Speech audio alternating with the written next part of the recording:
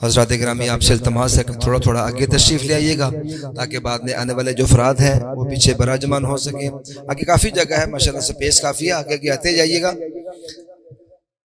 2 ربیع الاول کو بمقام امام بارگاہ باب الہوائے شہزادہ حضرت علی اصغر میں بس سلسلہ شہادت امام حسن عسکری علیہ السلام کی یہ مجالس ہے جس میں سید فیضان زیدی صاحب خطاب فرمائیں گے. قبلہ ٹھیک 8 بجے رونق افروز ممبر ہوں گے.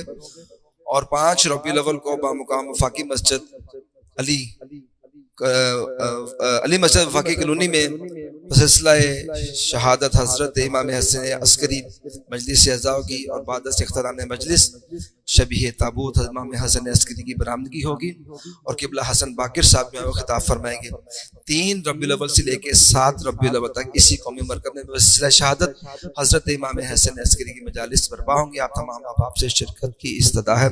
ملتمس ہوں آج کی ہماری آخری نشست مجلس اعزاء سے خطاب کے لیے ہماری خوش نصیبی کہ قبلہ نے ہم نے ٹائم دیا, پروردگار ان کے علم میں وسعت عطا فرمائے اور جناب ولی اصل کا سایہ ان کے سروں پر قائم و دائم رکھے.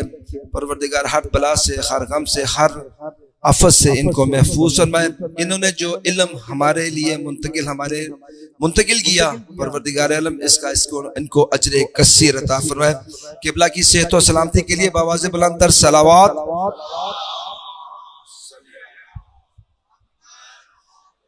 حضرات گرامی آج ایک مومنہ دار فانی سے دار بقا کی طرف کوچ کر گئی. ان کی نماز جنازہ انشاءاللہ بعد از اختتام مجلس اسی قومی مرکز میں پڑھائی جائے گی. آپ تمام احباب سے شرکت کی استدعا ہے. نعرہ تکبیر,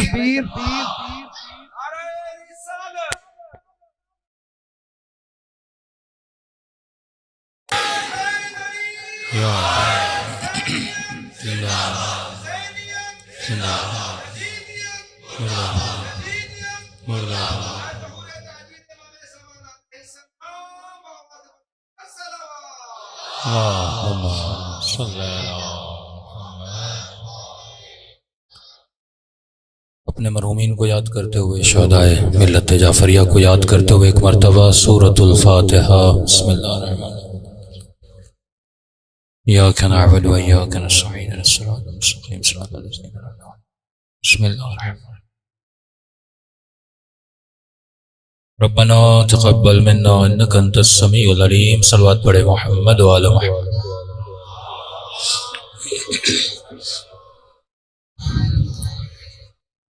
بسم اللہ الرحمن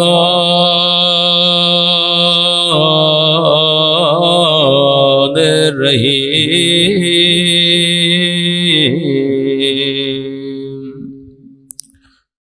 الحمد للہ رب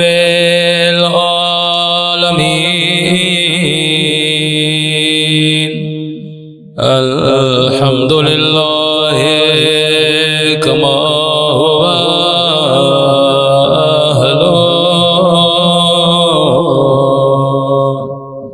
الصلاۃ والسلام علی سید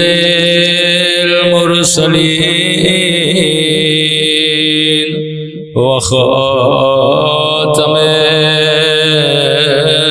نبیین ابی القاسم محمد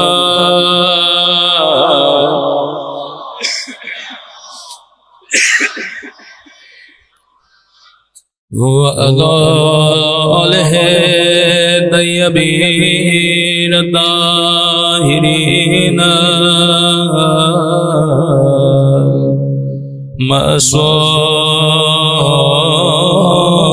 معصومین. سب مل کی دعائیں امام سما. اللہم کل ولیک حجت ابن الحسن صلواتک علیہ وعلی فی آل وفی کل وليا وحافظا وقائدا وناصرا ودليلا وأنا حتى تسكنه أرضك طوعا وتمتعه فيها طويلا برحمتك يا أرحم الراحمين. صلوات پڑھیں محمد.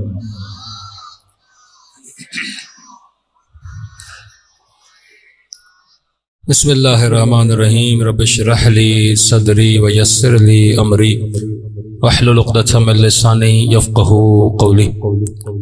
بسم اللہ الرحمن الرحیم. وما خلقت الجن والانس الا لیعبدون. صلوات پڑھیں محمد وآل محمد.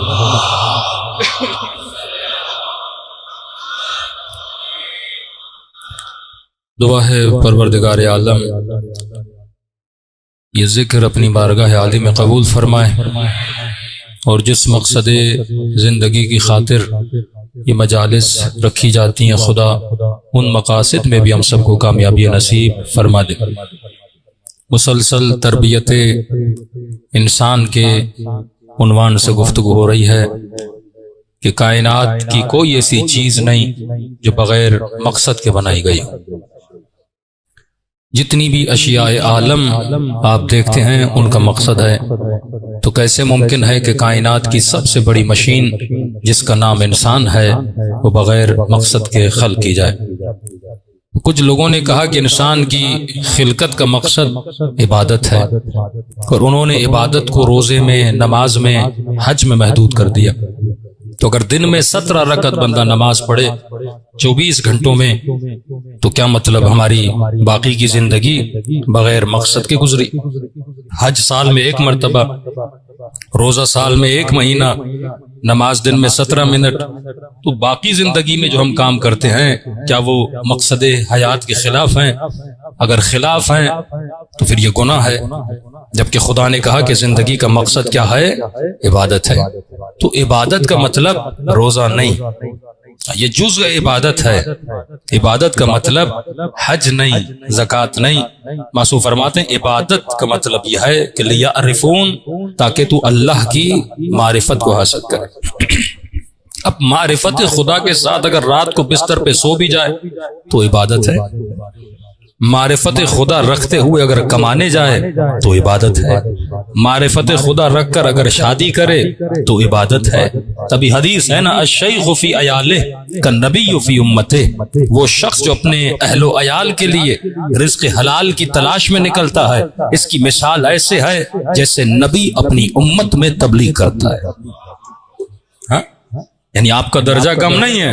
انبیاء کی تبلیغ کا ثواب اس بندے کو ملتا ہے جو روزی حلال کے پیچھے جاتا ہے. تو زندگی کا ہر ایک شن عبادت میں بدل سکتا ہے. جو آپ چھینک مارتے ہیں وہ بھی عبادت میں بدل سکتی ہے. جو آوازیں سنتے ہیں وہ بھی عبادت میں بدل سکتی ہے. لیکن کب؟ جب اس ظرف وجودی میں بندہ کیا حاصل کر لے؟ معرفت حاصل کر لے. اب امام نے فرمایا جس نے خود کو پہچانا اس نے خدا کو پہچانا. تو جب خود کو ہم دیکھتے ہیں، اگر اپنے وجود کو صرف جسم سمجھا جائے تو بندہ عبادت سے محروم ہو جاتا ہے. فرمایا جب خود آتا ہے تو جسم کو بھی پہچانو اور روح کو بھی پہچانو کہ حقیقت روح کیا ہے. ایک محسوس مثال دوں، مثلا اس مجمع میں کوئی 40 سال کا ہے، کوئی 50 سال کا ہے، کوئی 60 سال کا ہے. آپ 1 منٹ کے لیے سوچئے کہ میں بوڑھا ہو گیا ہوں. 1 منٹ کے لیے سوچئے میں بوڑھا ہو گیا ہوں. اگر آپ کو 60 سال سے نکال کر پھر دوبارہ جوان کیا جائے تو آپ اپنے اندر کوئی الگ فیلنگ محسوس کریں گے یا آپ وہی ہو جو آج ہو؟ اگر کوئی بندہ 90 سال کا ہے، جناب زلیخا کو دعا ملی، جوان ہو گئی. کوئی امام آپ کے لیے دعا کرے، آپ 90 سال کے ہو، پھر 19 سال کے ہو جاؤ، تو آپ اپنے اندر کوئی چینج فیل کرو گے؟ نہیں. آپ بس یہ فیل کرو گے میرا جسم کیا ہو گیا ہے؟ جوان ہو گیا ہے. آج 40 سال کا بندہ ہو، 50 سال کا بندہ ہو یا 20 سال کا بندہ ہو، وہ خود کو بوڑھا محسوس نہیں کرتا. وہ جیسا 20 سال میں تھا ویسا 60 سال میں. فرق یہ اس کے تجربے بڑے ہیں, اس کا علم بڑا ہے, لیکن انٹرنلی انسان خود کو بوڑھا فیل نہیں کرتا, کیونکہ روح کبھی بوڑھی.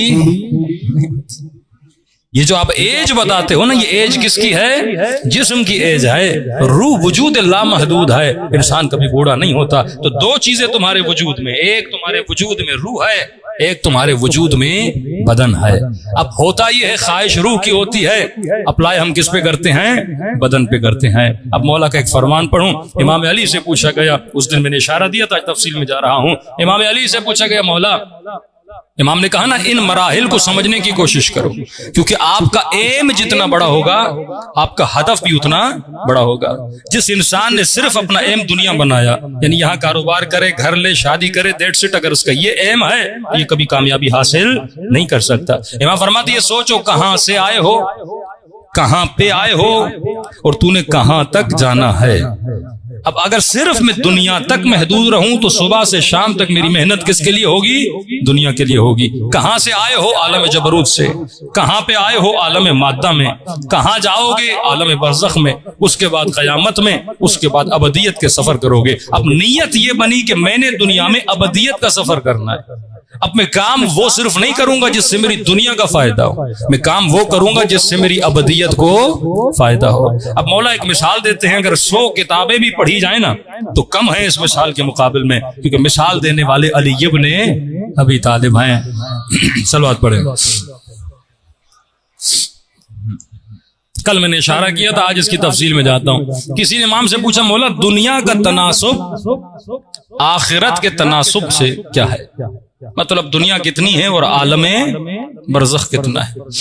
تو امام فرماتے ہیں جتنا ماں کا پیٹ ہے سمجھو یہ دنیا ہے, اور یہ جو دنیا باہر ہے سمجھو یہ عالم برزخ ہے. اب تناسب خود کر کے دیکھو کہ ماں کا پیٹ کتنا ہے اور باہر کی دنیا کتنی ہے. کہ جس طرح جنین شکم مادر میں پلتا ہے اسی طرح تو شکم دنیا میں پلتا ہے. سب سے پہلا پیٹ جہاں خدا تجھے بھیجتا ہے وہ ماں کا پیٹ ہے. ماں کے پیٹ کے بعد جہاں تجھے بھیجا جاتا ہے وہ دنیا کا پیٹ ہے. اب تمہاری ولادت حقیقی کب ہوتی ہے؟ جب جنازہ قبر میں ڈالا جاتا ہے اور عالم برزخ میں تو کیا ہوتا ہے؟ پیدا ہوتا ہے. کہ جو حالات بچے کے ماں کے پیٹ میں ہوتے ہیں وہی حالات تمہارے دنیا میں ہوتے ہیں. مثال کے طور پر ماں کے پیٹ میں بچہ ہے, اب یہ ماں کی ذمہ داری ہے کہ بچے کی حفاظت کرے. ماں جو کھاتی ہے اس کا اثر بچے پہ ہوتا ہے, ماں جو دیکھتی ہے اس کا اثر بچے پہ ہوتا ہے, ماں جس کے ساتھ ریلیشن بناتی ہے اس کا اثر بچے پہ ہوتا ہے. یعنی کھانا پینا, دیکھنا, کتاب پڑھنا, آنا جانا, اس سب کا اثر کس پہ ہوتا ہے؟ بچے پہ ہوتا ہے.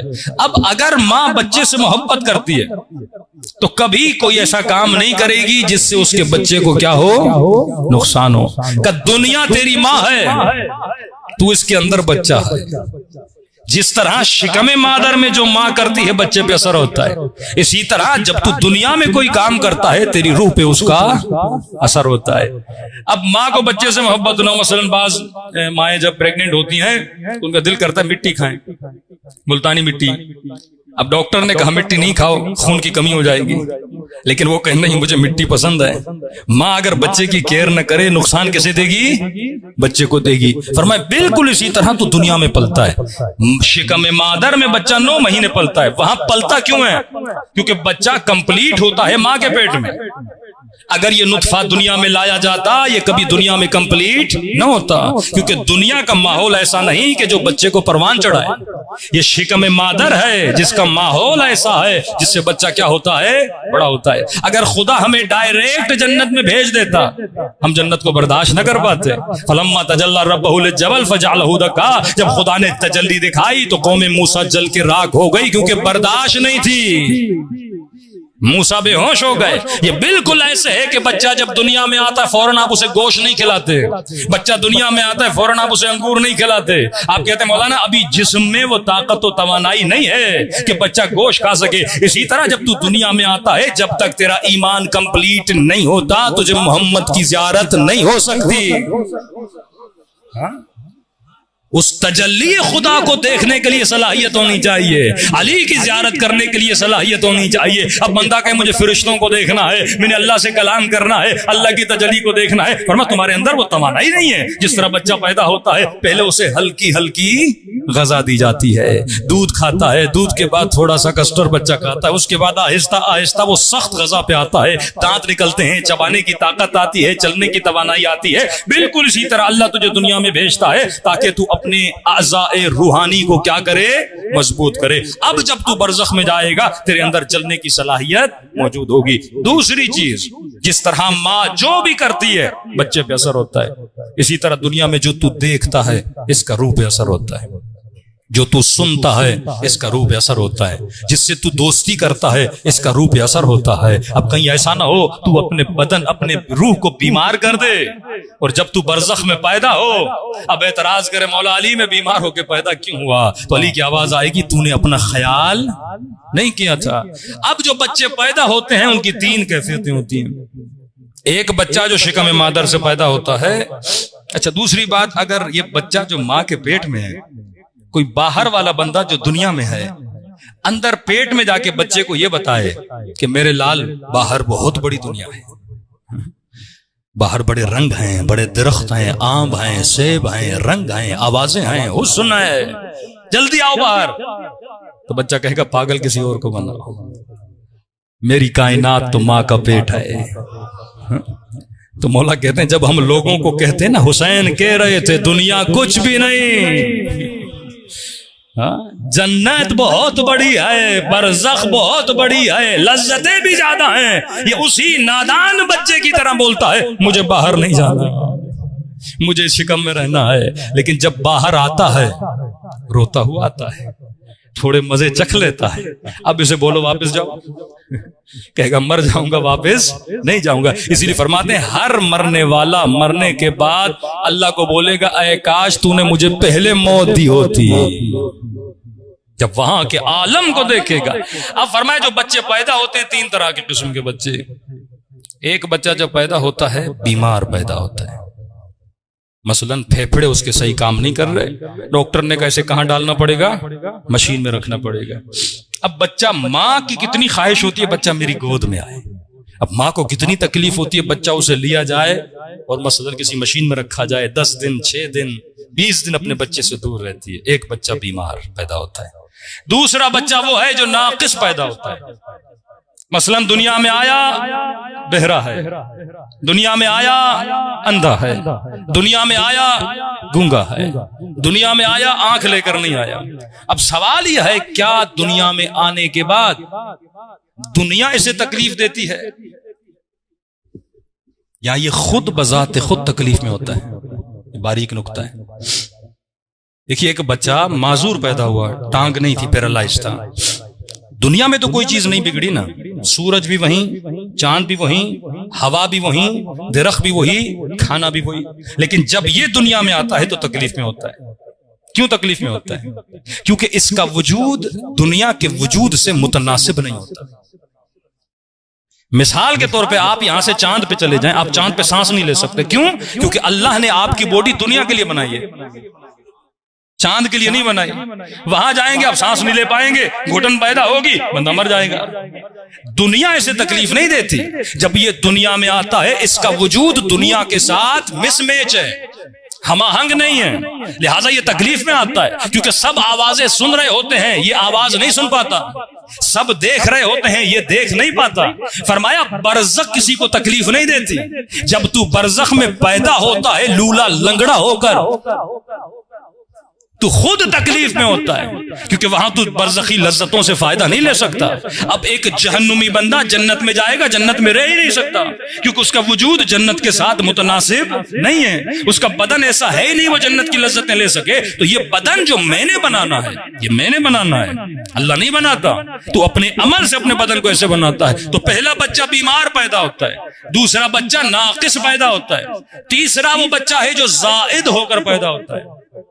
مثلاً پیدا ہوا 2 دل لے کر آیا، میں کہتا ہوں ماں کو تو خوش ہونا چاہیے نا، بچہ 2 دل لے کر آیا ہے، لیکن ماں خوش نہیں ہوتی، کیوں؟ کیونکہ وہ دنیا کے مطابق پیدا نہیں ہوا، ایکسٹرا آرڈنری چیز لے کر آ جائے. اگر 3 ہاتھ لے کر آئے تو ماں خوش نہیں ہوتی, اگر 4 ٹانگیں لے کر آئے تو ماں خوش نہیں ہوتی, اگر 2 سر لے کر آئے تو ماں خوش نہیں ہوتی, حالانکہ خوش ہونا چاہیے, ایکسٹرا آرڈنری چیز لایا ہے.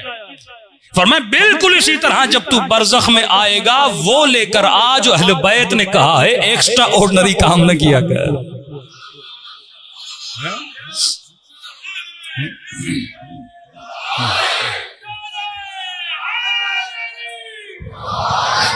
اب اشارہ دے رہا ہوں عقل مندوں کے لیے. کوئی کہے مجھے مولا علی سے محبت ہے, میں نماز ایسے پڑھوں گا جیسے مجھے پسند ہے. ہاں اللہ کہے گا نہیں, ایکسٹرا آرڈنری چیز نہیں لانی. وہاں 2 دل لے کر آئے گا, 4 ہاتھ لے کر آئے گا, اذیت میں رہے گا. میں عبادت ویسے کروں گا جیسے میری مرضی ہے, میں ذکر علی ویسے کروں گا جیسے میری مرضی ہے. اب یہ جب پیدا ہوگا تو ایکسٹرا آرڈنری بدن لے کر آئے گا. یہ بھی کس میں ہوگا؟ تکلیف میں ہوگا. اب ایکسٹرا آرڈنری بدن کو صحیح کرنے کے لیے آپریشن تھیٹر میں جانا پڑتا ہے. کبھی انگلی کاٹنی پڑتی ہے, کبھی ہڈی کو کاٹنا پڑتا ہے, تو اس میں تکلیف تو ہوتی ہے نا. تبھی امام فرماتے ہیں جو لوگ برزخ میں پیدا ہوں گے, یا سالم پیدا ہوں گے, یا بیمار پیدا ہوں گے, یا ناقص پیدا ہوں گے, یا زائد پیدا ہوں گے, یہ تیرا اختیار ہے تو دنیا میں اپنے برزخی بدن کو کیسے بناتا ہے. اب آخری جملہ بڑا میرے مولا کا محبت والا جملہ, فرماتے ہیں جب ہاسپٹل میں بچہ پیدا ہوتا ہے تو ماں کو کتنی خوشی ہوتی ہے. رشتہ دار استقبال کے لیے آتے ہیں, کوئی مٹھائی لے کر آتا ہے, کوئی پھول لے کر آتا ہے. جیسے صحیح سالم بچہ پیدا ہوا ماں باپ کو کتنی خوشی ہوتی ہے. اب فرمایا آئے لوگوں سنو, رسول کا فرمان ہے انا و علی ابوا هذه الامه, میں اور علی اس امت کے باپ ہیں. یہ جو تمہارے جسموں کے باپ ہیں, یہ دنیا والے جو تمہارے ماں باپ ہیں, یہ تمہارے جسموں کے باپ ہیں, لیکن اگر تمہاری روح کا کوئی باپ ہے تو یا محمد ہے یا علی ہے.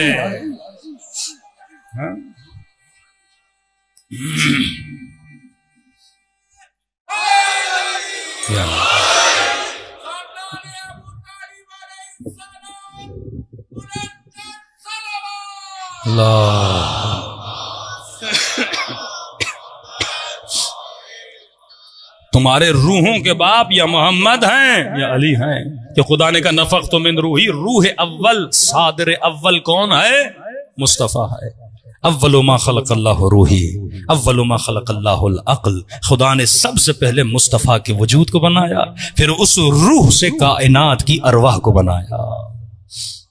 فرما میں اور علی اس امت کے 2 باپ ہیں. فرما بالکل اسی طرح جب تمہارے رشتہ دار ہاسپٹل میں تمہیں لینے آتے ہیں, من یمت یرنی, جو بھی برزخ میں پیدا ہوتا ہے اسے علی لینے کے لیے آتے ہیں, اسے محمد مصطفیٰ لینے کے لیے آتے ہیں. فرمایا ہم 40 ماؤں سے زیادہ تجھ سے پیار کرتے ہیں.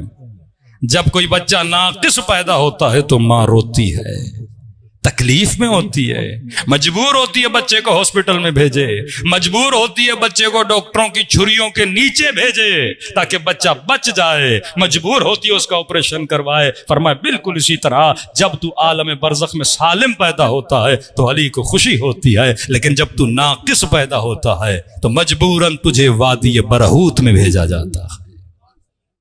2 وادیاں ہیں, وادی سلام اور وادی برہوت. جو صحیح سالم پیدا ہوتے ہیں وہ وادی سلام میں جاتے ہیں, لیکن جو ناقص و زائد و بیمار پیدا ہوئے, اب ہر انسان کی اپنی ایک حد ہے. اگر کوئی بیمار ہے شاید 10 دن وادی برہوت میں جائے ٹھیک ہو جائے, اگر ناقص ہے اس کو دیر لگے گی, اگر زائد ہے اسے دیر لگے گی. تو فرمایا اے علی کے چاہنے والے, جس طرح ماں کے پیٹ میں اپنے بچے کا خیال کرتے ہو, بالکل اسی طرح دنیا کے پیٹ میں بھی اپنی روح کا خیال کیا کرو. صلوات پڑھے محمد و آل محمد.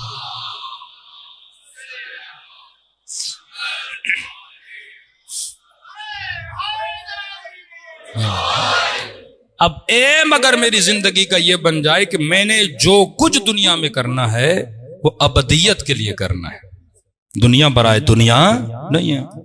امام فرماتے سست بندہ کبھی علی والا نہیں. صبح سے شام تک گھر بیٹھ جائے پہلے مصلی پہ بیٹھوں گا نہیں, نماز کا بھی اللہ نے ٹائم رکھا ہے. یہ نہیں کہا کہ جب تیرے من میں آئے مصلی بچھا کے نمازیں پڑھتے رہو, نہیں. میں نے جسم دیا, جسم کی ضرورتوں کو پورا کرو. جسم کو کھانے کی ضرورت, پانی کی ضرورت, شہوت کی ضرورت, شادی کی ضرورت, ضرورتوں کو پورا کرو. میں نے تجھے روح دی, روح کی ضرورتوں کو بھی پورا کرو. اب جسم کی ضرورت یہ کھانا پینا گھومنا پھرنا, لیکن کس لیول میں جائے؟ دنیا اور آخرت سکے کے دو رخ ہیں. یعنی اگر تم چاہو تو اپنی حیوانیت کو انسانیت میں بدل سکتے ہو.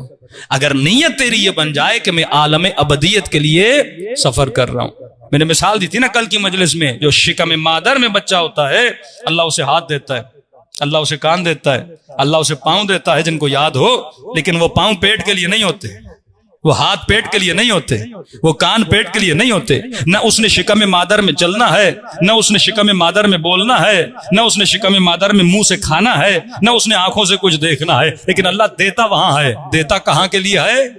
دنیا کے لیے دیتا ہے. فرمایا بالکل اسی طرح کبھی کبھی خدا تجھے دنیا میں دیتا ہے. یہ مت سمجھنا جو دنیا میں دیا وہ دنیا کے لیے دیا. عقل سنبھال بندہ خدا. مثلا میرے مہینے کا خرچہ, مثال دے رہا ہوں, مہینے کا خرچہ مثلا 4 لاکھ ہے, لیکن میرے پاس دولت کروڑوں کی ہے. اب میں یہ سمجھوں اللہ نے دنیا کے لیے دیا ہے, حالانکہ دنیا سے کیا ہے؟ زائد ہے, دنیا سے زیادہ ہے, میرے کھانے سے زیادہ, میرے بچوں کے کھانے سے زیادہ. کہ یہ مت سمجھنا کئی چیزیں دنیا میں دیتا ہے, دنیا کے لیے نہیں دیتا, عالم برزخ کے لیے دیتا ہے. یہ اولادیں جو خدا تجھے دنیا میں دے رہا ہے دنیا کے لیے نہیں ہے. ان اولادوں کی تربیت کر, کسی کو علی اکبر کے کردار میں ڈال, کسی کو سکینہ کے کردار میں ڈال, کسی کو قاسم کے کردار میں ڈال. یہ امانت ہائے الہی ہے. یہ ہاتھ دنیا میں دیا پر آخرت کے لیے, یہ آنکھیں دنیا میں دی پر آخرت کے لیے. جب تو قرآن پڑھتا ہے دنیا کا تو کوئی فائدہ نہیں, کس کا فائدہ ہے؟ آخرت کا.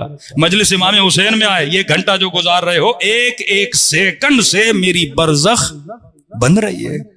اب بندہ کہے مولانا مجھے برزخ دیکھنی ہے, دیکھ سکتا ہے انسان, لیکن کب؟ جب اپنی روح کی پرواز کو بلند کرے گا. فرمایا وَوَعَدْنَا مُوسَىٰ 30 لَيْلَةً وَأَتْمَمْنَاهُ بِعَشْرٍ. نے کل کی مجلس میں کہا تھا اچھی سی اچھی عادت اگر وجود میں ڈالنی ہے 40 دن, بری سی بری عادت اگر وجود سے نکالنی ہے 40 دن. 40 دن اپنی زندگی ایسے گزارو جیسے پروردگار عالم نے کہی. امام کا ایک صحابی نام ہے زرارہ, چھٹے امام. ایک شخص سے ملا جو بڑا مالدار تھا, جو وقت کے حاکم کے پاس کام کرتا تھا, پیسہ بڑا تھا. اب ظاہر ہے جو دربار میں کام کرتا ہو آپ کو پتہ ہے کتنے خانچے ہوتے ہیں. ایک دن ملا زرارہ سے, زرارہ نے کہا دیکھ تو نے بڑا حرام کمایا ہے, چھوڑ دے ان سب کو, دنیا میں مرے گا تو ہر چیز چھوڑ کے جائے گا, تو کیا لے کر جائے گا؟ واقعاً میں گھر لے کر جاؤں گا, میں بینک بیلنس لے کر جاؤں گا. یہ حرص سے دنیا جو اللہ نے انسان کے دل میں ڈالا ہے خدا اسے نکالے کہ انسان عقل اور ہوش کے ناخن لے. بھائی سب کچھ آخرت کے لیے. من ثقلت موازینہ فہو فی عیشۃ راضیہ, جس کا وزن وہاں بھاری ہو یہاں بھاری نہ ہو. یہاں ابو ذر غفاری کے پاس کیا تھا؟ کفن کے لیے ابو ذر پریشان تھی اس کی بیٹی. مولا حسین کے پاس کیا تھا؟ کربلا کے میدان. نبی کا نواسا پر بدن پہ لباس بھی نہیں تھا. سوچو تو صحیح, پر حسین کا وزن وہاں کتنا بھاری ہے. اصل وہ ہے نہ کہ دنیا تو ایک فنا کا عالم ہے, کما سب کچھ کر, لیکن تیری نیت یہ ہو میں نے ٹرانسفر کرنا ہے کہاں؟ عالم آخرت میں. جب سب کی نیت ابدیت بن جائے تو معاشرے میں فقر و فاقہ ختم ہو جائے گا. جب حب نفس, حب ذات, حب جاہ ہمارے اندر سے ختم ہو جائے گی تو معاشرے میں بہتری آتی ہے. زرارہ نے کہا چھوڑ دے دنیا کو, اتنا تم نے حرام کمایا ہے, آخرت میں جواب دینا پڑے گا. کہتے زرارہ دیکھ اگر میں چھوڑ دوں گارنٹی دیتے ہو کہ میں جنت میں جاؤں گا؟ زرارہ نے کہا میں قسیم النار والجنت نہیں ہوں, لیکن تیرے لیے اپنے امام جعفر صادق سے بات کر سکتا ہوں. محمد ٹھیک ہے, اگر تیرا صاحب, اگر تیرا مولا, اگر تیرا آقا یہ گارنٹی دے کہ اگر میں حرام کو چھوڑ دوں گا وہ جنت میں میری ضمانت کریں گے تو میں سب چھوڑنے کے لیے تیار ہوں. اگر تیرا مولا گارنٹی دے, مجھے اس پہ یقین ہے. زرارہ کہتا ہے میں امام سے ملنے گیا مدینے میں, مولا گلی میں کھڑے تھے, جیسے مجھے دیکھا کہ زرارہ اپنے دوست کو کہہ دینا کہ ہم نے ضمانت لے لی.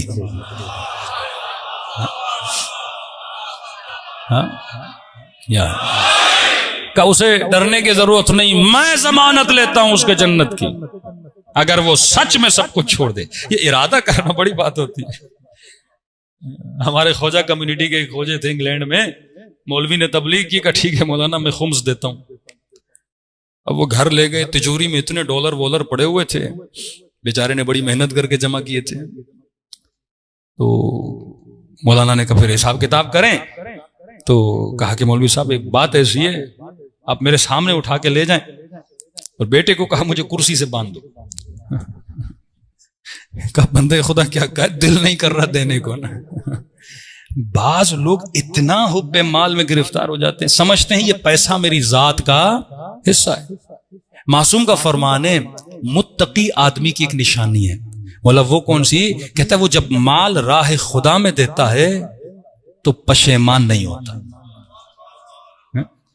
یہ فیل اپنے دل میں لاؤ. کئی لوگ ہیں خمس دیتے ہیں پر ٹھنڈے دل سے، پیسے دیتے ہیں پر دل کو اچھا دیتے ہیں مجبوراً، چلو واجب ہے مولوی صاحب نے تھوڑی تبلیغ کر دی دے، لیکن دل ان کا مولا فرماتے ہیں تقویٰ نہیں ہے. جو دے اور خوشی خوشی دے، مطلب اسے اس کا ایمان ابدیت پر ہے.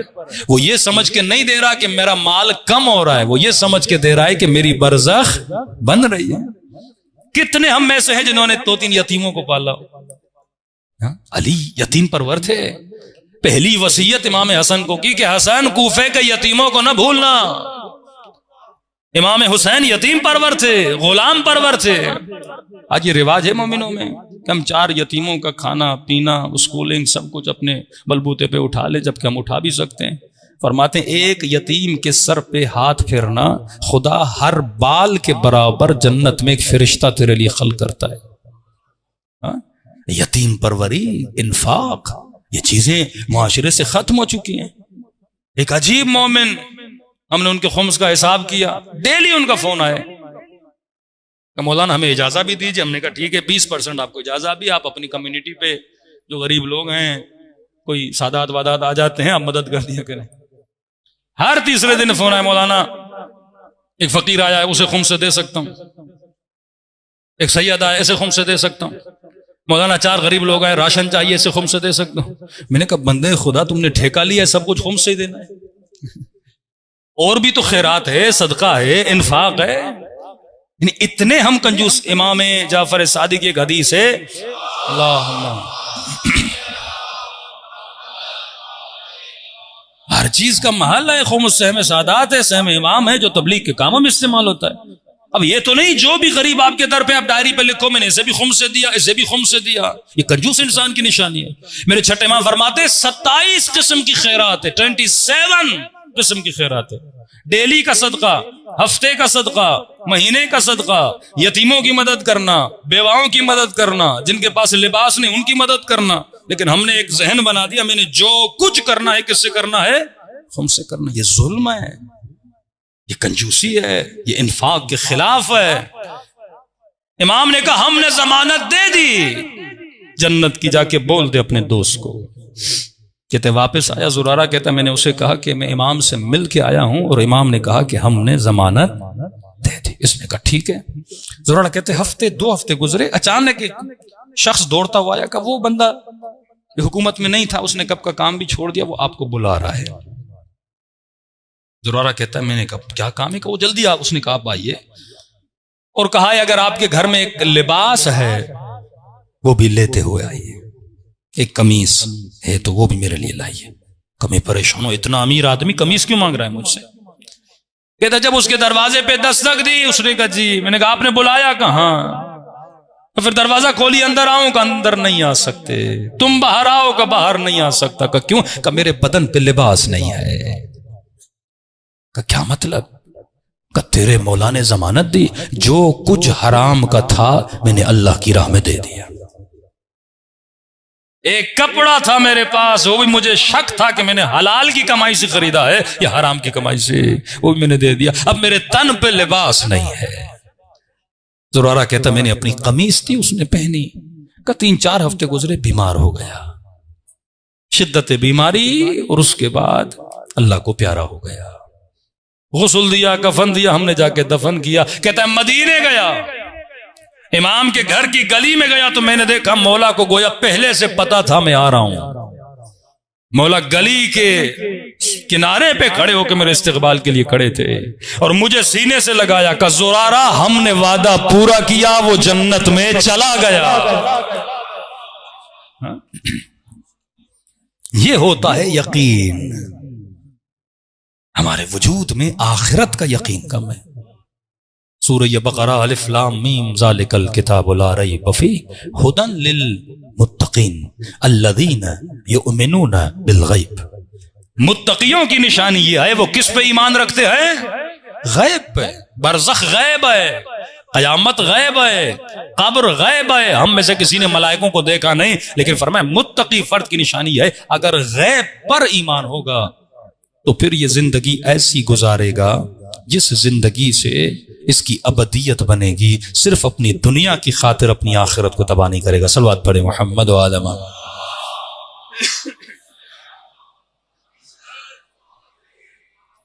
خلاصہ گفتگو تربیت کا موضوع تقریباً 120 لیکچرز ہیں صرف تربیت انسان پر، 5 مجلسوں میں گنجائش نہیں ہوتی۔ ہماری کوشش ہے کہ ایک یوٹیوب کا چینل بنایا جائے جس میں تفسیر قرآن اور تربیت انسان اور اخلاقی، کیونکہ بہت اردو میں مٹیریل بہت کم ہے۔ آج کل کے بچے کتابیں نہیں پڑھتے، زیادہ تر لسننگ کی عادت ہے۔ تو ایک آیت اللہ قراتی کی ترتیب تھی کہ ڈیلی 6 منٹ تفسیر قرآن، یعنی آپ گھر سے نکلیں 6 منٹ تفسیر قرآن سن لیں، ڈیلی 10 منٹس درس اخلاق سن لیں، اس سے آپ کے وجود میں کیا آ جائے گا؟ علم آ جائے گا۔ انشاءاللہ اللہ نے توفیق دی تو اسی تربیت انسان کے جتنے لیکچرز ہیں یا تفسیر کے وہ انشاءاللہ سوشل میڈیا پہ آئیں گے۔ جب آپ سنیں گے تو آپ کو پتا چلے گا کہ انسان اپنی زندگی کس حال میں گزار رہا ہے۔ اگر واقعاً زندگی ایسی گزارے جو معرفت کی زندگی ہے، دنیا میں بھی سکون ملے گا، آخرت میں بھی سکون ملے گا۔ ایک دینی مسئلہ تاکہ آپ کو پتا چلے کہ دین ہماری زندگی میں سکون لانے کے لیے، دین محدودیت نہیں ہے، علماء کہتے ہیں مسونیت ہے۔ دین ہمیں خطرات سے بچاتا ہے، ہمیں محدود نہیں کرتا، کیونکہ اللہ نے جسم کو بنایا، اللہ کو پتا ہے کہ جسم کو سکون کیسے ملنا ہے۔ دنیا کا کوئی ڈاکٹر، کوئی انجینئر آپ کو نہیں بتا سکتا کہ آپ جسم کو کیسے ہینڈل کرو، کیونکہ اس ڈاکٹر نے جسم کو بنایا نہیں ہے۔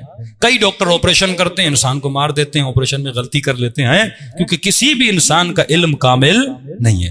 علم کامل صرف پروردگار عالم کا ہے اور محمد اور آل محمد کا ہے۔ ایک چھوٹی سی مثال دوں، معصوم فرماتے ہیں نگاہ حرام، کیونکہ آج سب سے بڑا مسئلہ نگاہ حرام کا ہے جوانوں کے لیے۔ فرمائے نگاہ حرام، محرم اور نامحرم کے تعلقات،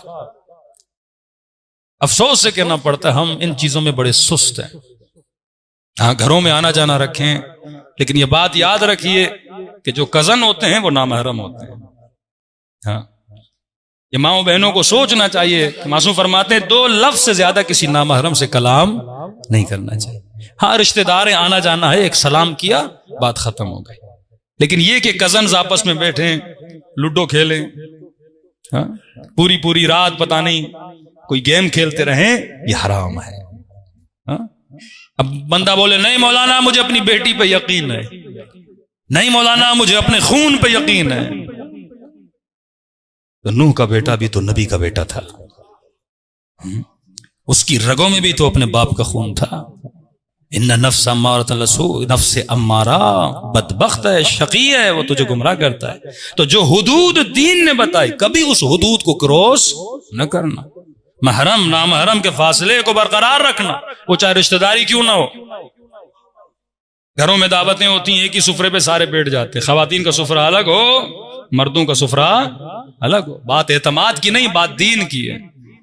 کسی خاتون نے کہا کہ بھائی شرم اور حیا دل میں ہوتا ہے، آج بولتے ہیں نا شرم اور حیا دل میں ہوتا ہے، بالوں میں کیا رکھا ہے؟ اگر 2 بال نکل آئے اور کسی نے دیکھ لیے تو۔ رہبر معظم نے ایک جملہ کہا شرم اور حیا دل میں ہوتا ہے، یہ بتا تجھ میں شرم اور حیا زیادہ تھا یا سیدہ فاطمہ میں زیادہ تھا؟ مظہر عفت مظہر حیا ہے، ایک نابینا کے سامنے بھی نہیں آتی۔ وصیت کی کہ میرے جنازے کو رات میں دفن کرنا، پہلی مرتبہ عرب میں کسی خاتون کا جنازہ اٹھا، تابوت میں اٹھا. رات کو لوگ کتنے تھے، کہا اندھیری رات میں دفن کرنا. فضا سے پوچھا حبشہ میں تابوت بناتے ہیں، تابوت بنوایا. کبھی بھی کیوں کہ میں نہیں چاہتی کسی نامحرم کو سیدہ کے بدن کی سائز کا پتہ چلے.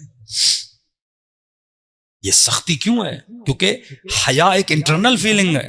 صرف یہ نہیں میں نے دوپٹہ سر پہ رکھ دیا. فقہ منیمم بتاتی ہے، اخلاق میکسیمم بتاتا ہے.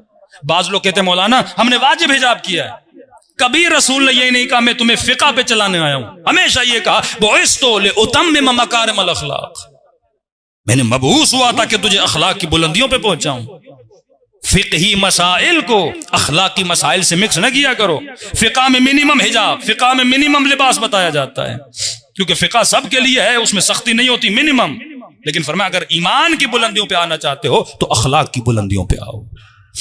اخلاق میں میکسیمم ہے. سیدہ نے فقہی حجاب کیا تھا یا اخلاقی حجاب کیا تھا؟ اخلاقی حجاب. مولا علی نے فقہی نماز پڑھی تھی یا اخلاقی نماز پڑھی تھی؟ اخلاق کہتا ہے تہجد بھی پڑھو، اخلاق کہتا ہے نوافل بھی پڑھو. ایک مومن تھے، میں نے کہا داڑھی رکھنا واجب ہے، رکھی. کہاں مولانا رکھی ہے؟ میں نے کہا کہاں، مجھے تو نظر نہیں آ رہی. ایسی اس نے داڑھی رکھی تھی، ڈھونڈنے کے بعد بھی مجھے مل نہیں رہی تھی. کہ مولانا رکھی آپ کو نظر نہیں آ رہی. میں نے کہا کہاں ہے بھائی؟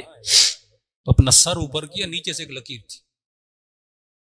کاغذ سیستانی کا فتویٰ ہے اتنی داڑھی ہم رکھ سکتے، یعنی اللہ کو بھی ٹوپی پہنا رہے ہیں. بندے خدا نظر آنا چاہیے نا،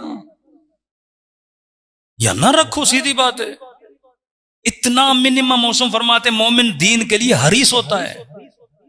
اگر محمد اور آل محمد سے محبت ہے تو حلیہ کیسا ہونا چاہیے؟ امام زمانہ جیسا ہونا چاہیے نا. جس سے عشق ہوتا ہے بندہ اس کے رنگ میں کیا ہو جاتا ہے؟ رنگ جاتا ہے. چھوٹی چھوٹی قربانیاں ہم نہیں دیتے، بڑی قربانی تو بڑی کی بات ہے. کربلا کے مصائب میں رونا اور ہے، حر کی طرح اپنے وجود کو قربان کرنا اور ہے. دین تمہاری زندگی میں سکون لاتا ہے، تمہیں احساس نہیں ہے، واللہ تمہیں احساس نہیں ہے. کا واش روم جاؤ تو کیسے جاؤ، رات کو سو تو کیسے سو، بات کرو تو کیسے کرو، سفرے پہ بیٹھو تو کیسے.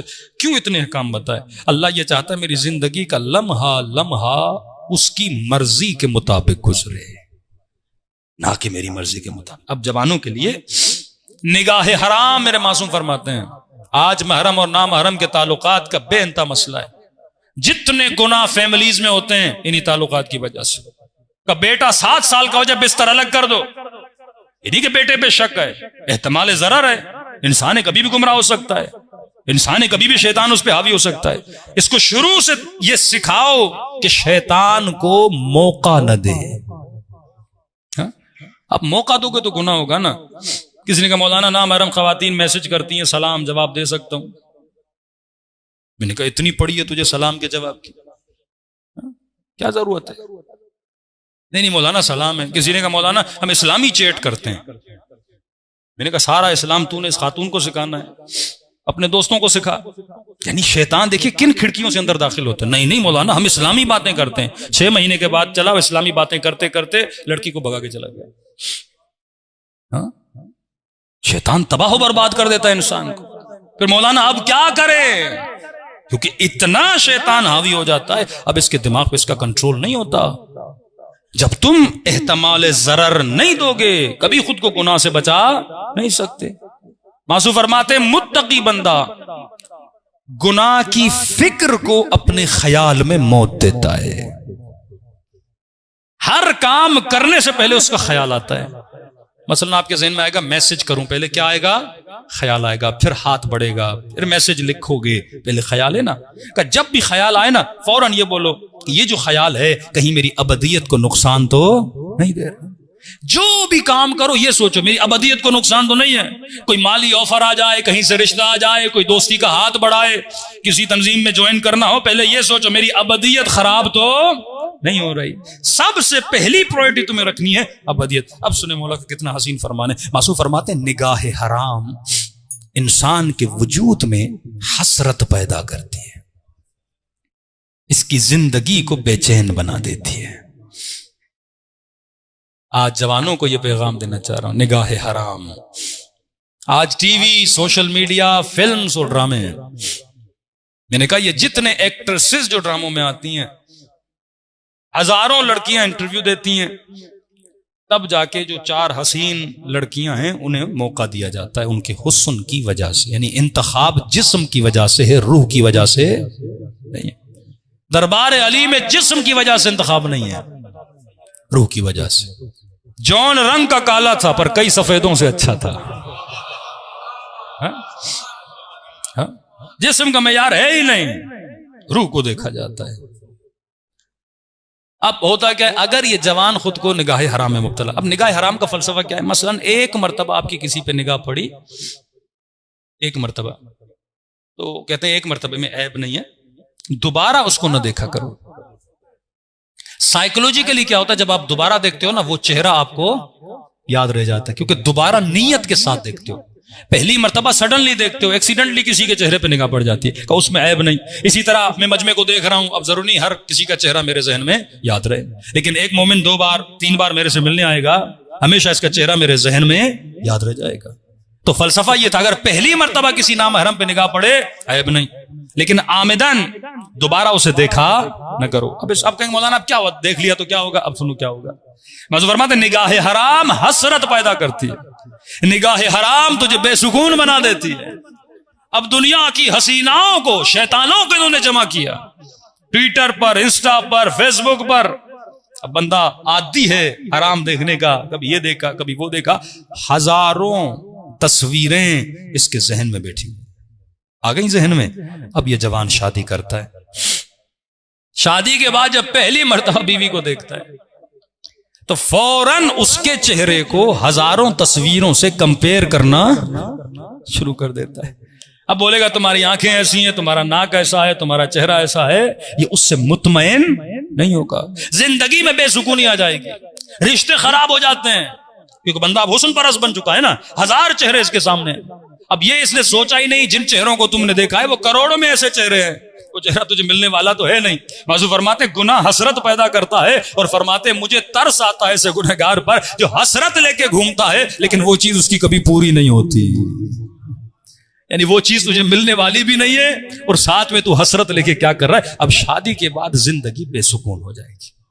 لیکن تصور کرو ایک بندہ متقی ہے جس نے اپنی نگاہوں کو کبھی حرام میں مبتلا نہیں کیا. اس کی جس سے بھی شادی ہو جائے نا، معصوم کا فرمان ہے متقی بندہ جب پہلی مرتبہ اپنی بیوی کو دیکھتا ہے خدا ان دونوں کے دلوں میں محبت کو نازل کر دیتا ہے. زندگی سکون والی بن جاتی ہے. شراب پیو گے عقل زائل ہوتی ہے، زندگی تباہ ہو جاتی. جتنے ہم گناہ کرتے ہیں نا، ان گناہوں سے دنیا میں سکون نہیں ملتا. واللہ اگر شہرت سے سکون ملنا تھا تو نواز شریف پریشان کیوں؟ اگر مال سے سکون ملنا تھا تو زرداری پریشان کیوں ہے؟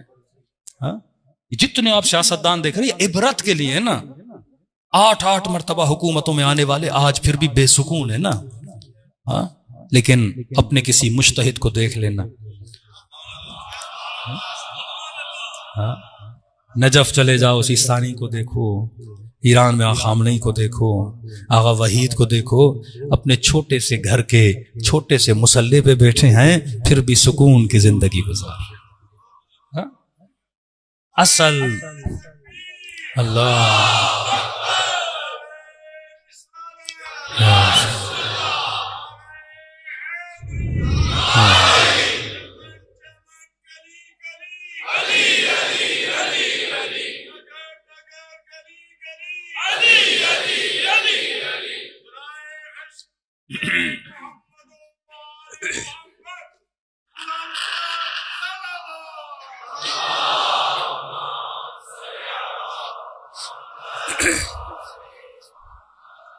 اصل سکون ہے اللہ کی اطاعت میں، زندگی بھی بڑھتی ہے. میں نے کئی مجالس میں بیان کیا، اب اپنے مجتہدوں کی عمریں دیکھیں، 90 سال 80 سال 88 سال، حالانکہ نہ چرغے کھاتے ہیں نہ مرغے کھاتے ہیں. کیوں اللہ نے اتنی عمریں دی ہیں؟ کیونکہ وہ مستحبات اور مکروہات کا خیال کرتے ہیں. اسلام میں مسواک ہے کیوں؟ اسے حافظہ تیز ہوتا ہے. انجیر کھانا مستحب ہے، حافظہ تیز ہوتا ہے. آپ کھانے پینے زندگی کو اس پہ تو الگ ایک اشرا ہو سکتا ہے کہ زندگی جو فزیکل زندگی وہ کیسے گزاری جائے. واللہ کبھی انسان بیمار بھی ہم بے احتیاطی کرتے ہیں تبھی ہم کیا ہو جاتے ہیں، بیمار ہو جاتے ہیں. فرمائے انسان زندگی ایسی گزارو جیسی پروردگار عالم نے کہی. دنیا میں بھی سکون ملے گا، آخرت میں بھی سکون ملے گا. دلوں کو کربلا لے کر چلے. سلام کریں اپنے آقا کی مظلومیت جنہوں نے ہمارے دین کی بقا کے لیے خرچ تو اصلاح امت جدی. اب کو یہ بولے مولانا اصلاحی گفتگو نہ کرے، جبکہ امام کہتے ہیں میں نکلا ہی اسی لیے تاکہ امت کی کیا کی جائے، اصلاح کی جائے.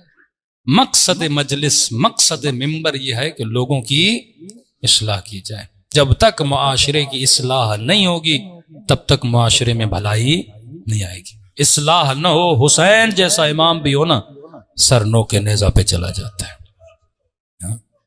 معاشرے تباہ ہو جاتے ہیں اگر ان معاشروں کی کوئی اصلاح کرنے والا نہ ہو. خلوص دل سے اپنے مولا حسین کو سلام کریں. السلام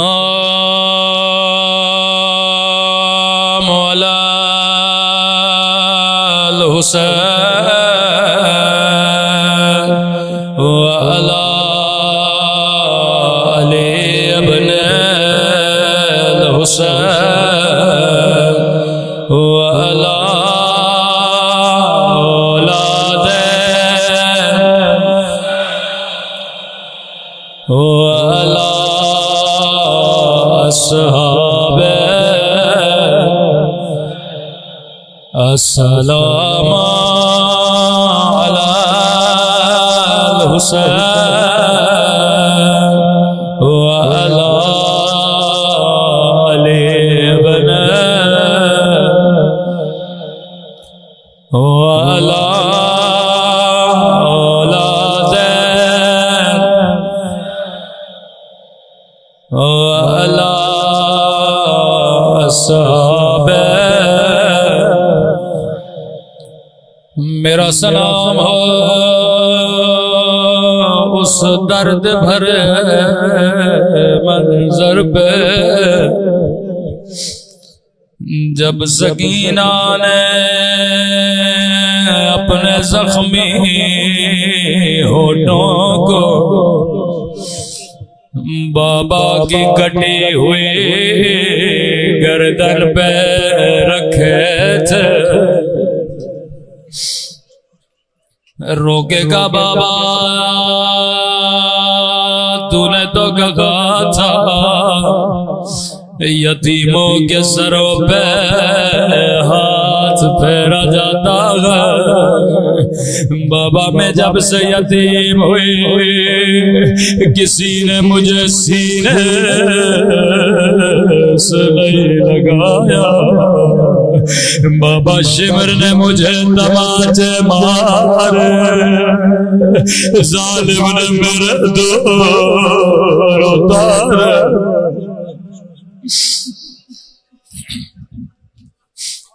بڑی مظلومہ بی بی اگر تربیت سیکھنی ہے تو حسین سے سیکھو. کیسے حسین نے اپنی بچی کی تربیت کی تھی.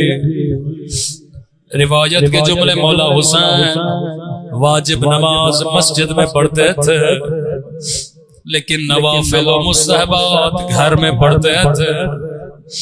کسی نے کہا مولا مستحبات بھی مسجد میں پڑھا کرے. امام نے کہا گھر میں سکینہ میرا انتظار کر دے. بچی دو مسلح بچھاتے تھے، ایک مسلح اپنے لیے ایک اپنے غریب الوطن بابا کے لیے. اس طرح اپنے بچیوں کو نمازی بنایا کر. جب تک بابا کے ساتھ تھے گھر میں دو مسلح بچھایا کرتے تھے. پورے 10 دن محرم گئے، سکینہ خیمے میں 2 مصلی بچھاتی، لیکن قیامت کا منظر تھا جب عصر عاشور کا وقت ہوا، نماز عصر کا وقت ہوا، بچی نے 2 مصلی بچھائے، ایک مصلی اپنے لیے، ایک اپنے غریب الوطن بابا کے لیے، لیکن بابا آتے تو کیسے آتے، اپنے ننھے سے ہاتھوں کو اٹھایا کہ میرے اللہ میرے بابا کی خیر ہو، میرا چچا باس بھی مارا گیا، میرا علی اکبر بھی مارا گیا۔ راوی کہتا ہے اچانک سکینہ کو کسی کے چلنے کی آواز آئی، بچی دوڑی دوڑی باہر گئی، شاید میرا بابا آ گیا، جیسے دوڑی دوڑی باہر گئے، سنے کہ سکینہ نے کیا دیکھا، ایک مرتبہ دیکھا شمر ہے، ہاتھ میں دادیانا لیے ہوئے، اللہ کسی بچی کو بابا کا قاتل نہ دکھائے۔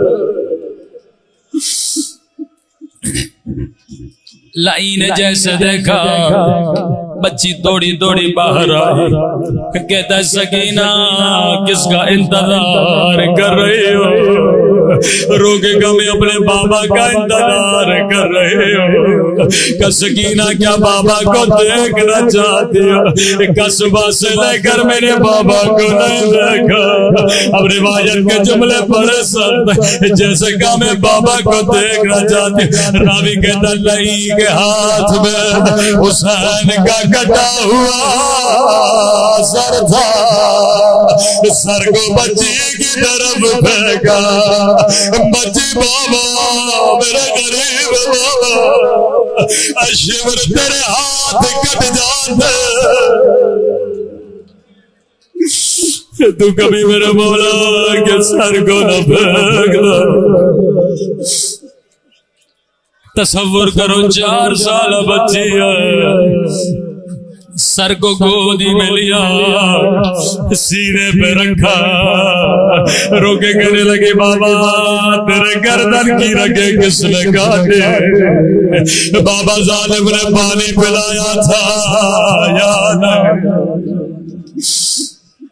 اب یہ میرا تصور ہے، شاید بچی نے بابا سے پیار میں کچھ جملے کہے، روکے گا بابا میرے غریب بابا، او میرے 3 دن کے پیاسے بابا، او میرے تھکے ہوئے بابا، اکبر کا لاشا تو نے اٹھایا، عباس کے بازو تو نے اٹھائے، بابا 4 برات تو نے مجھے اپنے سینے پہ سلایا، آج آجا سکینہ کے سینے پہ سو جا، بچی بابا سے پیار کر رہی تھی، ہاشم آگے بڑھا، بچی سے بابا کا سر چھینا، اتنے زور سے تماچے مارے، اتنے زور سے تماچے مارے کہ سکینہ میں ہوش ہو گئے۔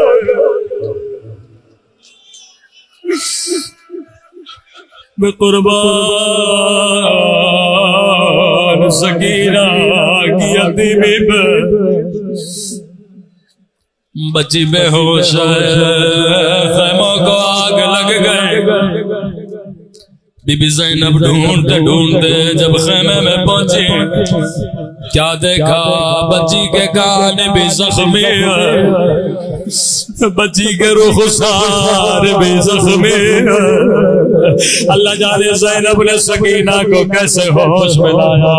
لیکن قدیمی مومنو میرے سوال کا جواب دو. جب بچی کی آنکھ کھلی ہوگی پھوپھی سے پہلا سوال کیا کیا ہوگا؟ سکینہ نے یہ نہیں کہا پھوپھی اماں میرا بابا مارا گیا. سکینہ نے یہ نہیں کہا پھوپھی اماں میرے در چھین. سکینہ نے یہ نہیں کہا مجھے تماچے لگے. اے مجلس میں میری ماں بہنوں سنو، سکینہ نے پہلا سوال کیا کیا؟ اپنے رخساروں کا نہیں بولا، بابا کی کٹی گردن کا نہیں بولا، اپنے زخمی کانوں کا نہیں بولا. جیسے آنکھیں کھلی نگاہ زینب پہ پڑی، پہلا سوال کیا او پھوپھی اماں آپ کی جان زینب نے کہا سکینہ جو شمر تیرے دور لے گیا وہ میری جان بھی لے گیا.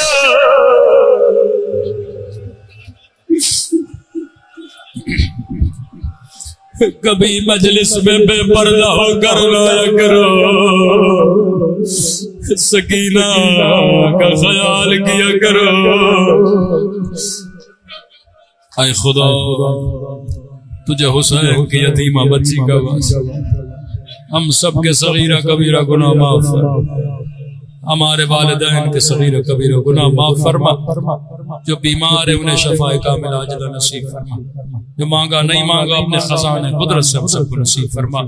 ربنا تقبل منا انک انت السمیع